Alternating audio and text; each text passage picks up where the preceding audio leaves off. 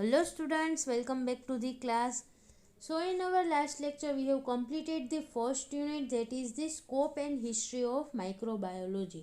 Okay, microbiology કયા કયા બીજા ફિલ્ડ સાથે રિલેટેડ છે, માઇક્રોબાયોલોજીના ફિલ્ડમાં શું ક્રાઇટેરિયા છે અલગ અલગ, ઓકે, શું સ્કોપ છે આગળ જઈને એના વિશે આપણે ડિસ્કસ કર્યું ફર્સ્ટ યુનિટમાં. અને બીજું તો કે હિસ્ટ્રી ઓફ માઇક્રોબાયોલોજી.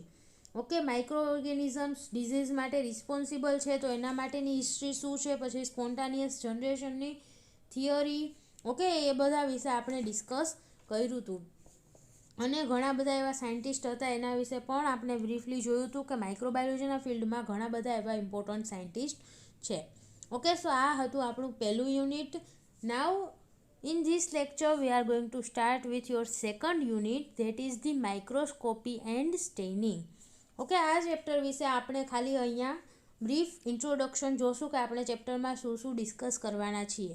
ઓકે, સો સૌથી પહેલાં માઇક્રોસ્કોપી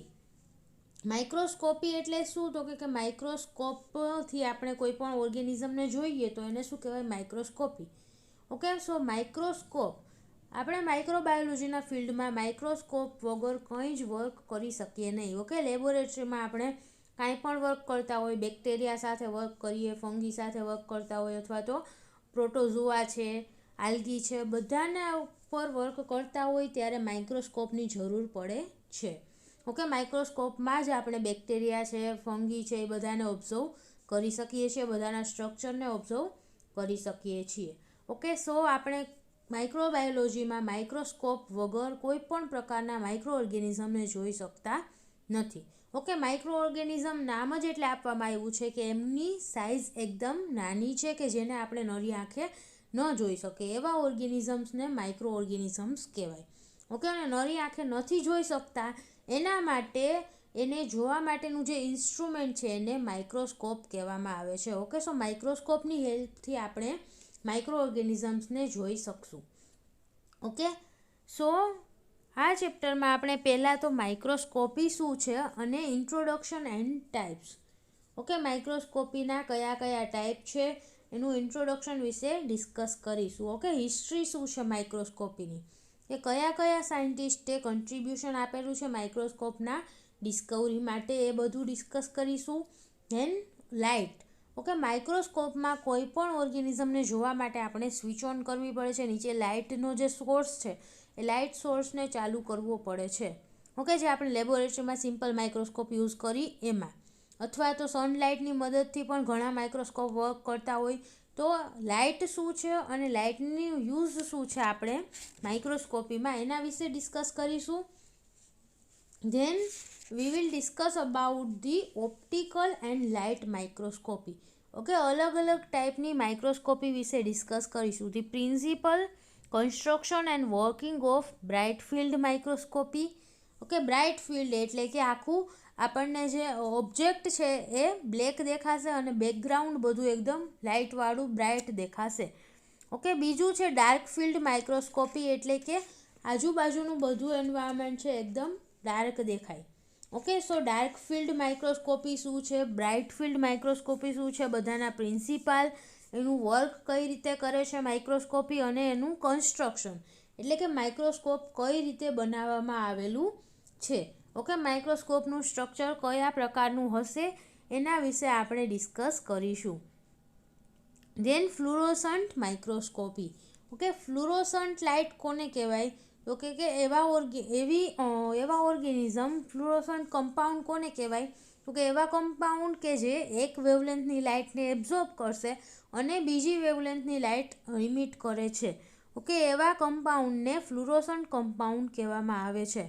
ઓકે, ફ્લુરોસન્સનો મિનિંગ શું થાય, તો કે ઓછી વેવલેન્થની લાઇટનું એબ્ઝોર્પ્શન કરશે કમ્પાઉન્ડ અને વધારે વેવલેન્થની લાઇટને ઇમિટ કરે. ઓકે, સો ફ્લુરોસન્ટ માઇક્રોસ્કોપી એટલે કે ફ્લુરોસન્ટ કમ્પાઉન્ડનો યુઝ કરી અને માઇક્રોસ્કોપી કરવામાં આવે છે. ઓકે, સો એનું સ્ટ્રક્ચર શું છે અને એનો પ્રિન્સિપલ શું છે એના વિશે ડિસ્કસ કરીશું. Then phase contrast microscopy. Okay, આ બધા ટાઈપની માઇક્રોસ્કોપી વિશે આપણે ડિસ્કસ કરીશું. આ બેઝિક માઇક્રોસ્કોપી છે કે જનરલી ઘણી બધી જગ્યાએ યુઝ થાય છે. Now introduction to advanced microscopic technique. Okay, આપણે આજે ચાર વાત કરી કે bright field, dark field, fluorescent અને ફેઝ કોન્ટ્રાસ્ટ એ જનરલ ટાઈપની માઇક્રોસ્કોપી છે. એમાં આપણે એડવાન્સ્ડ માઇક્રોસ્કોપિક ટેકનિક એટલે એડવાન્સ્ડ લેવલની જે માઇક્રોસ્કોપી છે તો એના પણ અલગ અલગ ટાઈપ છે, એટલે કે કોન્ફોકલ માઇક્રોસ્કોપી. ઓકે, પછી ઇલેક્ટ્રોન માઇક્રોસ્કોપી એટલે કે એમાં ઇલેક્ટ્રોન્સનો યુઝ થશે. ઓકે, લાઇટની જગ્યાએ ઇલેક્ટ્રોનના બીમનો યુઝ થાય. Then preparation of sample for the electron microscopy. Okay, આ બધી વસ્તુ વિશે આપણે ડિસ્કસ કરીશું. ઇલેક્ટ્રોન માઇક્રોસ્કોપી, કોન્ફોકલ માઇક્રોસ્કોપી, આ બધાને એડવાન્સ્ડ માઇક્રોસ્કોપિક ટેકનિક કહેવામાં આવે છે, કેમ કે આપણે નાની જનરલ લેબોરેટરીમાં આ બધા માઇક્રોસ્કોપ છે એને યુઝ ન કરી શકીએ. ઓકે, ઇલેક્ટ્રોન માઇક્રોસ્કોપ છે એની સાઇઝ બહુ મોટી હશે, આખા રૂમ જેવડું પણ માઇક્રોસ્કોપ હોઈ શકે છે. ઓકે, સો ઇલેક્ટ્રોન માઇક્રોસ્કોપી અને કોન્ફોકલ માઇક્રોસ્કોપી વિશે આપણે ડિસ્કસ કરીશું. સો આ બધા અલગ અલગ ટાઈપની માઇક્રોસ્કોપી છે, એ બધાના પ્રિન્સિપલ્સ અને બધું આપણે આ યુનિટમાં જોવાનું છે. ઓકે, હવે બીજી વસ્તુ છે કે સ્ટેનિંગ. ઓકે, માઇક્રોસ્કોપી વિશે આપણે પહેલાં બેઝિક ડિસ્કસ કરીશું અને અલગ અલગ ટાઈપની માઇક્રોસ્કોપી વિશે ડિસ્કસ કરશું. બીજી વસ્તુ છે યુનિટમાં શું જોવાની છે આપણે, સ્ટેનિંગ. ઓકે, સ્ટેનિંગનો મિનિંગ શું થાય કે આપણે માઇક્રોસ્કોપની અંડરમાં માઇક્રો ઓર્ગેનિઝમને જોવા છે તો એ એઝ ઇટ ઇઝ ફોર્મમાં આપણે જોઈ શકશું નહીં એને. ઓકે, એને જોવા માટે આપણે એને સ્ટેઇન કરવા પડે. કોઈ પણ જે ડાય છે એનાથી આપણે એને સ્ટેઇન કરવા પડે, એટલે જે કલરની ડાય હશે એવા કલરના ઓર્ગેનિઝમ્સ આપણે જોઈ શકીએ છીએ માઇક્રોસ્કોપમાં. ઓકે, તો માઇક્રો ઓર્ગેનિઝમને સિમ્પલ લેંગ્વેજમાં કહીએ તો આપણે એને કલર કરવા પડે. ઓકે, સો સ્ટેનિંગ એટલે કે બેઝિકલી કલર કરવાના માઇક્રો ઓર્ગેનિઝમને. ઓકે, પછી એમાં અલગ અલગ ટાઈપની સ્ટેનિંગ ટેકનિક પણ આવે છે કે બે સ્ટેઇનનો યુઝ કરી શકીએ કે માઇક્રો ઓર્ગેનિઝમમાં સ્ટ્રક્ચર છે, સેલ વોલ છે અલગ કલરની દેખાય, એનું સાઇટોપ્લાઝમ અલગ કલરનું દેખાય. ઓકે, સો આ રીતનું અલગ અલગ બધી ટેકનિક્સ હશે એ આપણે જોશું. So here we will discuss about the introduction to stains. Okay, stain શું છે એનું ઇન્ટ્રોડક્શન જોશું. Then neutral, acidic and basic stains. Okay, સ્ટેઇનના પણ અલગ અલગ ટાઈપ હશે, neutral stain, acidic stain, basic stain. Then chromophore and auxochrome groups. Okay, and leuco compound. આ બધું શું છે, ક્રોમોફોર એટલે કે જે કલર માટે રિસ્પોન્સિબલ કમ્પાઉન્ડ હોય એને ક્રોમોફોર કહેવાય. ઓકે, તો ક્રોમોફોર શું છે, ઓક્ઝોક્રોમ ગ્રુપ શું છે, લ્યુકો કમ્પાઉન્ડ શું છે, આ બધા વિશે આપણે ડિસ્કસ કરીશું. And then last is the theory and types of the staining. Okay, સ્ટેઇનિંગના કેવા અલગ અલગ ટાઈપ છે અને એની થિયરી એટલે કે શું પ્રોસેસ છે, શું થિયરી છે કે આપણે સ્ટેઇનિંગ કઈ રીતે કરી શકીએ, એ બધું આપણે ડિસ્કસ કરીશું.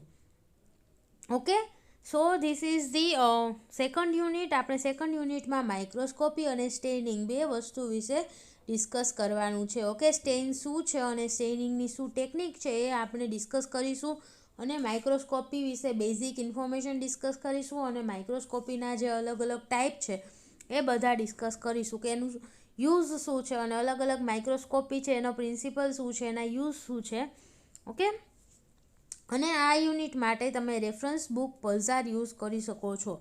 ઓકે, માઇક્રોબાયોલોજીની જે પલ્ઝાર છે બુક એમાંથી તમે વાંચી શકો છો અગર તમારે રેફરન્સ બુકમાંથી વાંચવું છે તો. બાકી તમે ટેક્સ્ટ બુકનો જ યુઝ કરજો. ઓકે, સો આપણે નેક્સ્ટ લેક્ચરથી આ યુનિટ સ્ટાર્ટ કરીશું. ઓકે, બેઝિક માઇક્રોસ્કોપીના ઇન્ટ્રોડક્શનથી સ્ટાર્ટ કરશું. Thank you so much students for watching this video.